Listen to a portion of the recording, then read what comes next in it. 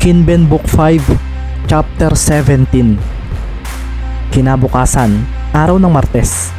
Ito na nga ang unang araw ng pagsisimula ng Mimaropa League at makikita na nga kaagad ang pagdami ng mga sasakyang nakapark sa parking area ng Puerto Princesa Coliseum.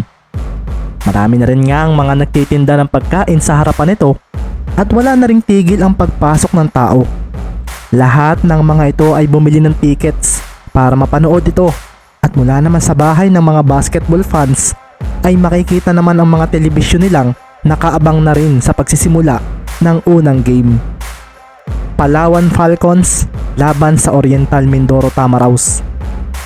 Makikita nga ang maraming nakasuot ng pula mula sa audience area at ang mga players naman ng iba't ibang teams na kasali ay may kani-kanilang pwesto na rin. Ang Team Kalapan nga ay nasa parting likuran ng bench ng Palawan team. Sino sa palagay ninyo ang mananalo rito? Seryosong tanong nga ni Mover sa kanyang mga kasamahan na nanonood na ng warm up ng dalawang teams na maglalaban. Hindi ko alam, bilog ang bola, sabi nga ni Maki, at ito nga rin ang iniisip ni Ricky. Oriental Mindoro ako, parang home team na rin natin iyan eh, sabi naman ni Markily na nakakaramdam ng excitement sa mangyayaring laban. Ito rin ang nararamdaman ng katabi niyang si Tristan dahil ang totoo ay pumusta sila ng pera para sa Tamaraws, kaya dapat daw ay ang mga ito ang manalo. Palawan niyan. Napanood ko kung paano sila maglaro at isa pa, hindi naman nag-champion ang team ni Henrik noong OMPL, kaya baka matalo talaga sila riyan. Biglang wika naman ni Baron na kagaya ng dalawa ay may pusta naman ito para sa Palawan team. May pusta siguro ang isang ito sa Palawan. Loko ito ah. Isip-isip naman ni Tristan habang nakatingin kay Baron na sumulya pa sa kanya upang siya ay ngitian na parang nangaasar. Nakasuot ng puti ang Palawan team habang green naman ang sa Ormin. Makikita nga si Derek Soco, ang 6'5 shooting guard ng Falcons na nasa tabi at nagdi-dribble. Makikita na naman nga ang trademark niyang braided hair at ang numero na 1 sa likod ng kanyang jersey. Mula naman sa ilalim ng basket ay makikita ang kanilang team captain na si Tank de Guzman, ang 6'11 nilang sentro at isa sa top rebounders ng Maharlika noong nakaraang liga.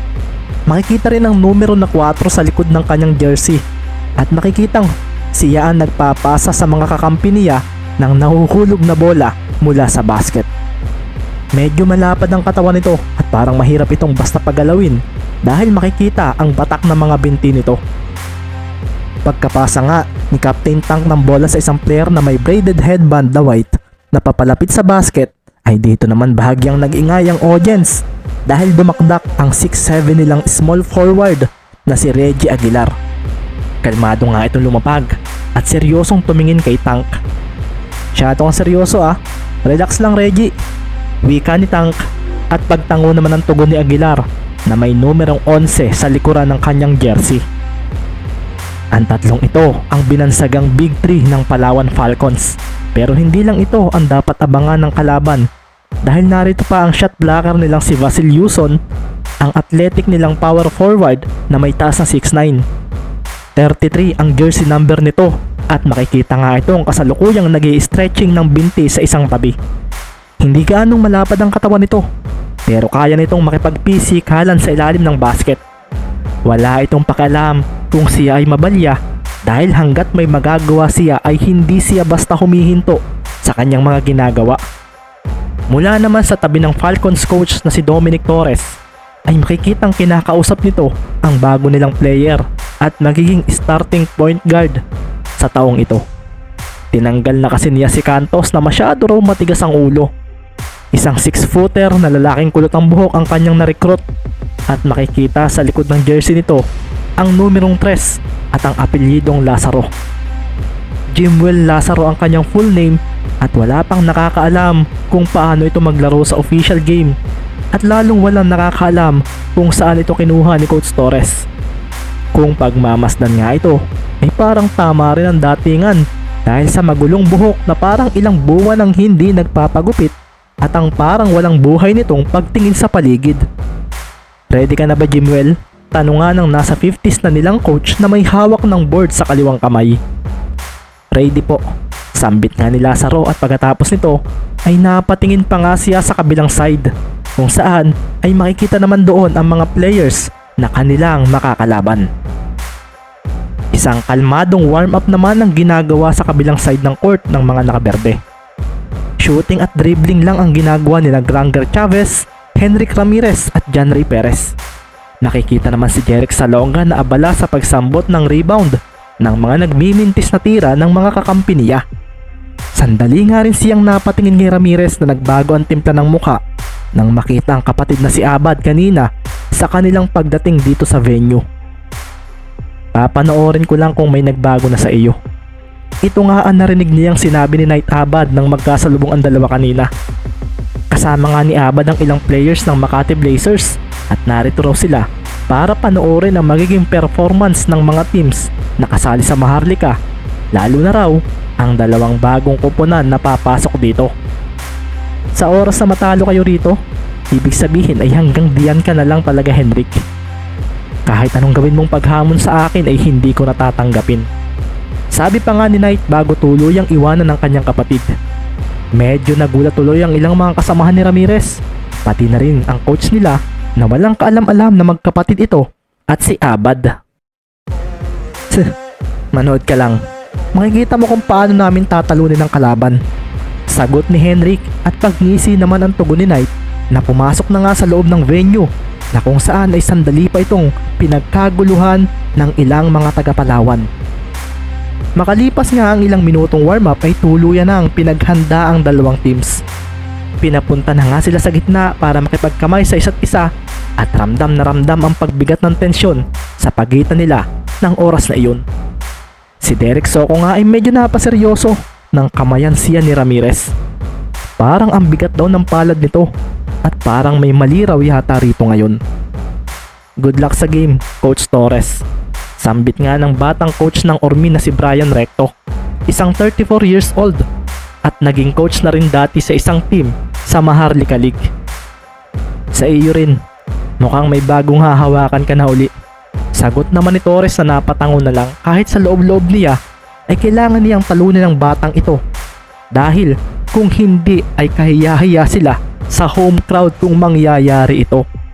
Isa pa, nanonood din ang Puerto Princesa team at natitiyak niyang pagtatawanan sila ng mga ito sa oras na matalo sila rito. Magandang umaga mga Palawenyo. Narito ngayon tayo sa unang game ng Mimaropa League.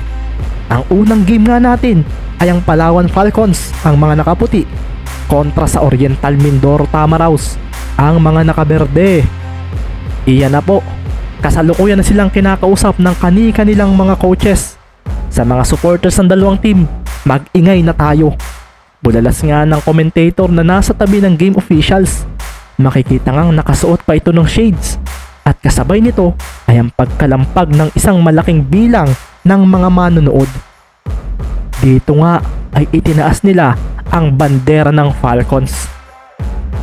Nagsipasukan na nga rin ang mga referees at isa nga rito ay siyang may hawak sa bola. Dito na nga rin pumasok ang starting five ng dalawang teams na ipinakilala rin ng commentator. Palawan Falcons 0-0. Jimwell Lazaro number 3, 6'0", point guard. Derek Soko number 1, 6'5", shooting guard. Reggie Aguilar number 11, 6'7", small forward. Basil Yuson number 33, 6'9", power forward. Tank de Guzman number 4, 6'11", center. Oriental Mindoro Tamaraws 0-0. Granger Chavez number 18, 6'1", point guard. Henrik Ramirez number 3, 5'8", shooting guard.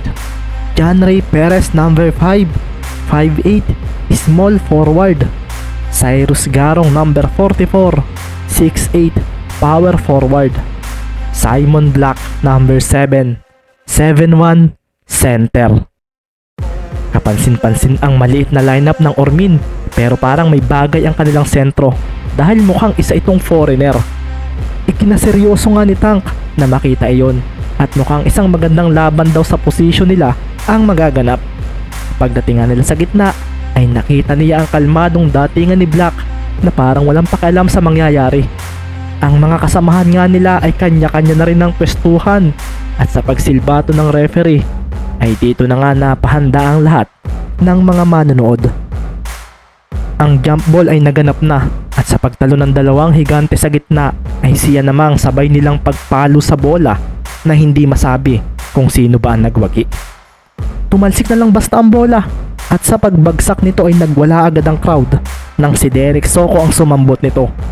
Ang mga players nga ng Ormin ay napahanda agad kaso biglang ibinato ni Soko ang bola papunta sa nasa likuran niyang si Lazaro. Nakikita ngang para nagkakalituhan pa sa mangyayari ang dalawang team nang bumigla na lang ng takbo si Soko at nilampasan niya ang mga nakaberdeng kalaban. Ito na nga ang pagsisimula ni Mr. Speed. Ipinamalas agad niya ang kanyang bilis at sa pagdating niya sa kanilang basket ay naroon na rin nga ang bolang ibinato ni Lazaro na tila tantiyado ang babagsakan.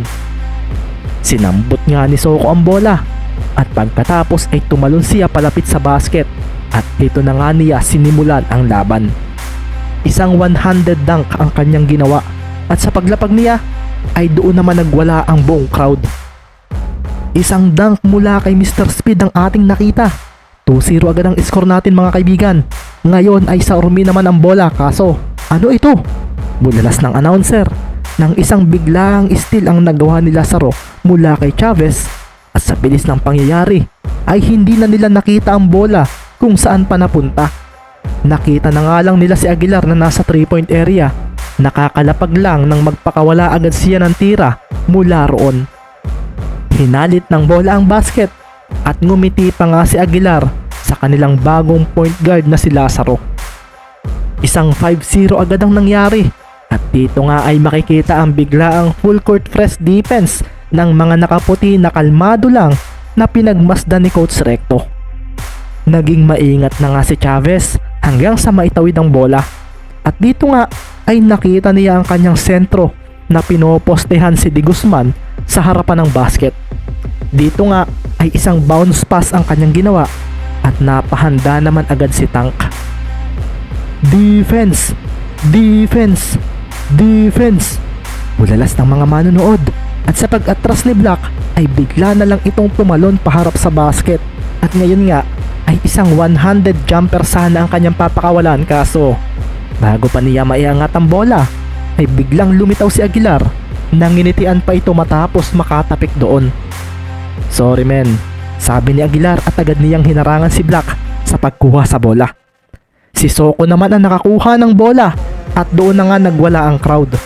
Isang mabilis na pagbaba sa side nila ang nangyari kaso hindi itinuloy ni Soko ang kanyang plano. Bagkus ay hinintay niya si Ramirez at ngayon nga ay mas natuwa siya sa ganito. Let's see if you can stop me. Sambit ni Soko na walang awang inatake ang 5'8 niyang defender. Isang mabilis na paglampas ang nakita ng marami kaso napaatras muli siya dahil pakiramdam niya ay mawawala ang bola mula sa kanyang mga kamay. Sa pagtingin niya kay Ramirez ay doon na nga nabigla ang mga manonood dahil naagaw na pala nito ang bola mula kay Soko. What a steal from Ramirez! Ang bilis ng pangyayari at hindi yata agad makakareact si Soko. Bulalas ng commentator at si Soko naman ay napakuyom at agad na hinabol ang umagaw sa kanya ng bola. Kaso, nang malapitan na niya si Ramirez, ay bigla namang tumalbog ang bola papunta kay Chavez na bigla na lang ibinato ang bola papunta sa basket. Dito na nga, napaseryoso ang mga taga-Palawan nang nasa ere na si Garong na kung saan ay sinambot niya ang bola at buong lakas itong idinakdak sa basket. Isang alley-oop dunk ang nasaksihan ng marami at ang mga nasa bench ng Ormin ay napatayo at nagwala nang makita ang play na iyon.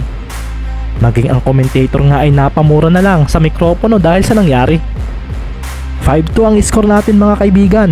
Ang ganda ng pasang iyon na sinundan ng isang 200 dunk mula kay Garong. Bulalas ng commentator. Naging dikit nga ang score sa unang quarter na kinagulat din ng mga taga-Palawan. Natapos ang unang 10 minuto sa score na 25 to 24. Lamang ng isa ang Falcons.